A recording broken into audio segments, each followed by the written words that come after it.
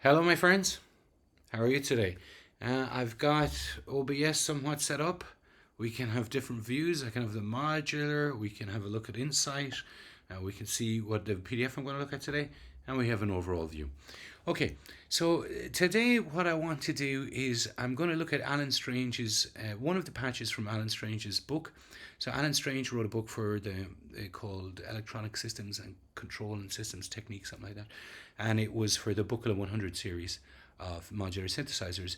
And you can buy it as a book or you get it as a PDF. And we're going to look at it's for modular synthesizers, kind of a manual. So we're going to look at one of the patches, and the patch that we're going to look at is not that patch. This is just about sample and hold. It's a sample and hold patch. So there's a nice interface here about sample and hold and track and hold. And I'm going to look at this patch here, and then later I might move on to that patch. But we're going to look at this patch here, the second sample and hold patch on page 87. Okay, so if we look at what's required, I need a gate sequencer, I need a gate and pitch sequencer, a keyboard, a sample and hold unit, two oscillators, a filter, and an envelope. Okay, well, let's see. Do I have them? Well, I have a sequencer here. I have two oscillators here. I have a keyboard here. I have a filter here. I have an envelope here. I have a VCA here and the outputs here. So I got enough to start with. Okay. So let's start patching, okay? So I think I'll start with the sequencer first, okay? Now, the sequencer can get a clock from a number of places, but for now, we'll just have it so as it's internally clocked. I just press play and it'll start. This sequencer has two outputs on it, two 8-step outputs or a single 16-step output. So the first output is the CV, the pitch output, and I'm going to stick that into a multiplier because this pitch needs to go to two places.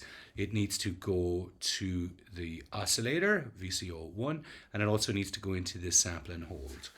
And so that's what I'm going to do. I'll take it out of the multi and I'll stick it into... Well, the first thing I'm going to do, actually, my friends, is I'm going to tune my oscillators. All right? So we shall tune them. Okay, we'll tune them to C. That one's already tuned. I've already just kind of tuned them. Like, it doesn't really matter to us modular people what frequency we start on. So my recommendation is that you just always tune your modules. That one is at F for some row. Sync it on. We'll turn sync off, and then we'll fine tune it. It's a little bit off. Now we're on. They look to be the same octave. So, oh, we're gone crazy. I think we might need a slightly better CDE. Oh my gosh, this is proving there's something. It would be helpful if I could hear it, I guess. C, B, N, O. Go down. I'm so sorry this is taking so long. It would be easier if I could hear it. Okay, I think we're tuned now. All right. So the next thing that we want to do is we just want to start feeding that oscillator. So we're going to feed that oscillator to two places. Firstly, the pitch CV. Firstly, it's going to go into the oscillator, so it's controlling the oscillator now. I guess what we'll just do is we'll just complete this voice so as we can get it up and running, okay?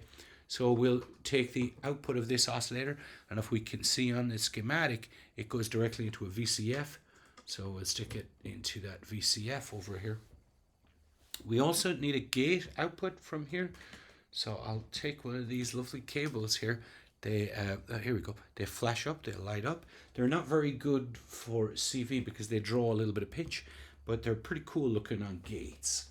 So we'll put them in there, and if I press play, that should be triggering, and we can see that the light is lighting up there, okay? Make it a little bit pulsier. All right. The next thing that I want to do now is we're just going to take the output of that filter, and we're going to put it into an amplifier, control voltage amplifier. So it's going in here, and then we need to control that amplifier. So I'm going to control that amplifier with this envelope. So this envelope will make the amplifier go up and down. You can see it kind of lighting up there now. And then what I'll do is I'll take the output of this amplifier and I'll put it into my mixer, and then we will turn that up. And we are hearing it.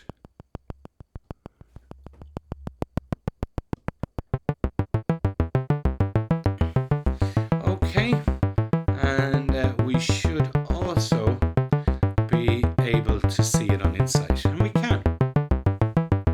All right, so we have the first part of our patch somewhat ready to go. Okay, let's go back to our PDF, and we will see what's next.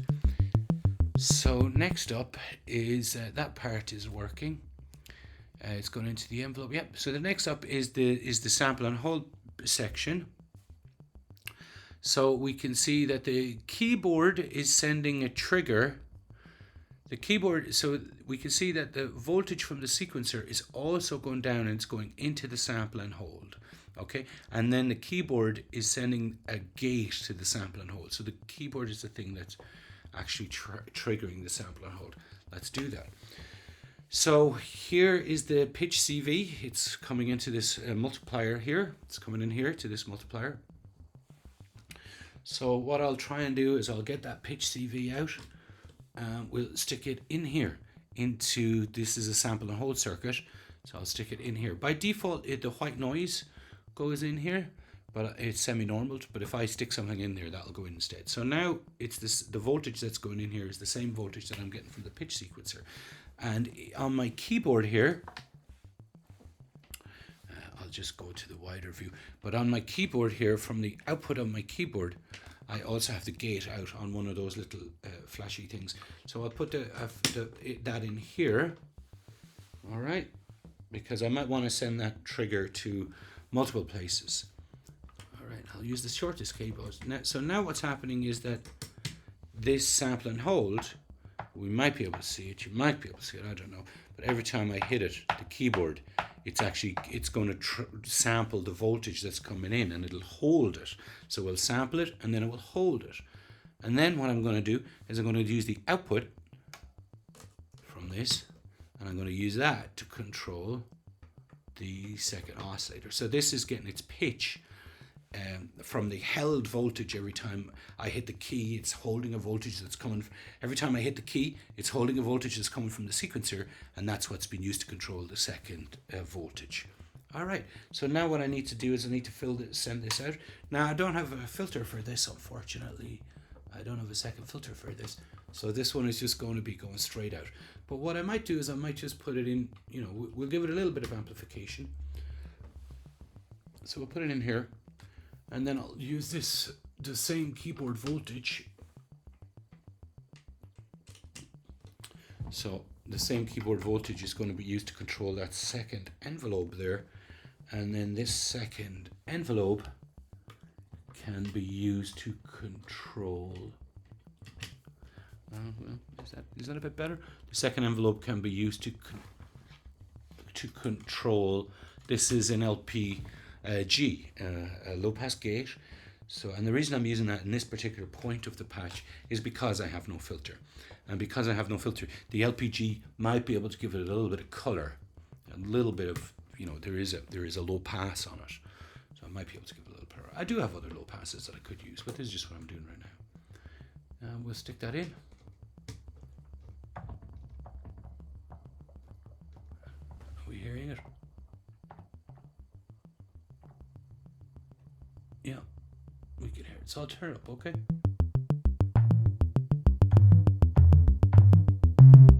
So you see, every time I hit the key, it's catching one of the voltages from the sequencer, and it's re-triggering that voltage for the length of the envelope. All right. So if I make this envelope longer, it'll play that held note longer.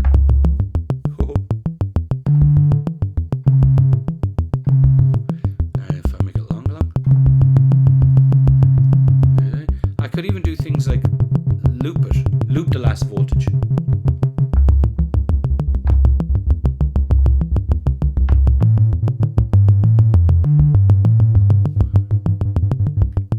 Okay. one last little part that I wanted us to do. So if we go back and we look at this again, we can see that the output of the sample and hold is actually going to two places. It's going to control VCO2, which we've done, but it's also being used to control or influence at least the filter. So let's do that. So we've got this right now, and it's going to two places. It's going out of here, and it's going into the control the sampler. So what I might use is this stack cable, because I don't have any more multis left. I'm after using them all, and I'll try and send it to two places. Okay, so it can go out of there. I was getting slightly confused with these. I wanted to go two places. I wanted to go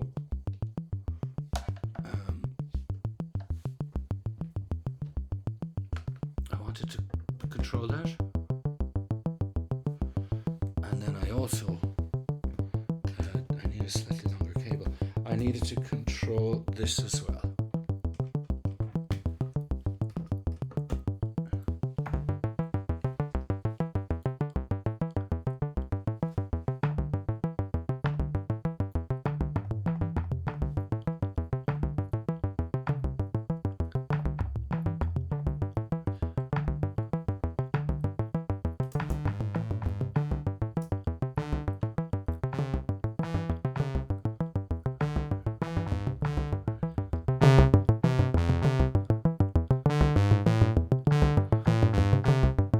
Take long for it to go to pitch.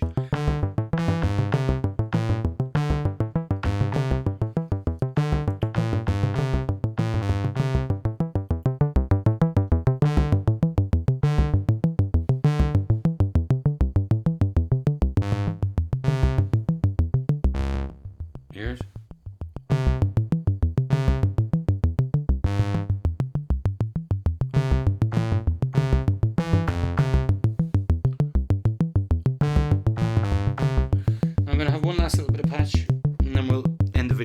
okay, because we've completed the patch.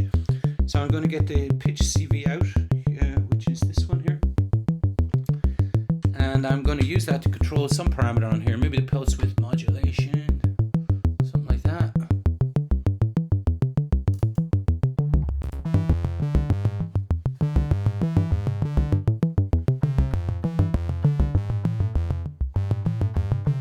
Just give it a bit of color.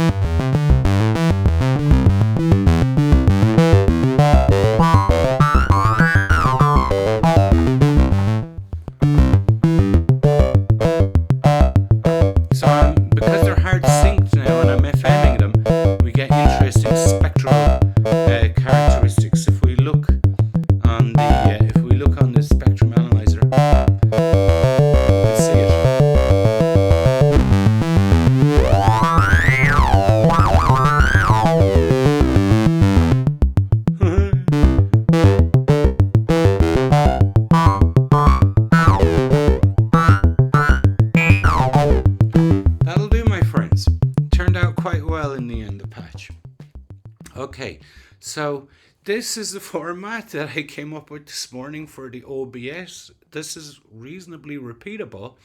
I can go over and back. You let me know. My goal here is I would like to teach people how to use electronic music properly.